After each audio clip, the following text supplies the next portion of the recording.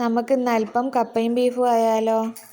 അപ്പോൾ ബീഫ് എടുത്തിട്ടുണ്ട്, എന്നിട്ട് ഒരു പച്ചമുളക് കീറിയിട്ടിട്ടുണ്ട്, കുറച്ച് തക്കാളിയും, അതിന് ശേഷം ഇഞ്ചിയും വെളുത്തുള്ളിയൊക്കെ ഇട്ട് കൊടുക്കുന്നുണ്ട്. പിന്നെ വലിയ ഉള്ളി നമ്മൾ അരിഞ്ഞിട്ട് ഇട്ട് കൊടുക്കുന്നുണ്ട്. പിന്നെ കുറച്ച് കരിവേപ്പില, അതിന് ശേഷം നമ്മൾ ഒരിത്തിരി വെളിച്ചെണ്ണയും കൂടി ഇട്ട് കൊടുക്കുന്നുണ്ട്. എന്നിട്ട് ബീഫ് മസാല ഇട്ട് കൊടുക്കുന്നുണ്ട്.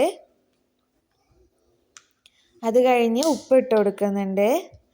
എരിവിനാവശ്യമായിട്ടുള്ള മുളക് പൊടി ഇട്ട് കൊടുത്തിട്ടുണ്ട്.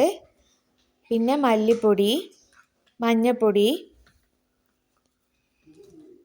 കുരുമുളക് പൊടി. എന്നിട്ട് ഇതൊക്കെ ഇട്ട് കൊടുത്തിട്ട് നമ്മൾ കൈ വെച്ച് നല്ല കുഴച്ചെടുത്തിട്ട് ഒരു 7 വിസിൽ നമ്മൾ അടുപ്പിച്ചെടുക്കുന്നുണ്ട്. എന്നിട്ട് നമ്മൾ ചെറിയുള്ളിയും ഒരു പച്ചമുളകും കുറച്ച് കരിവേപ്പിലയൊക്കെ ഇട്ടിട്ട് നമ്മളൊന്ന് താളിച്ചെടുക്കുന്നുണ്ട്.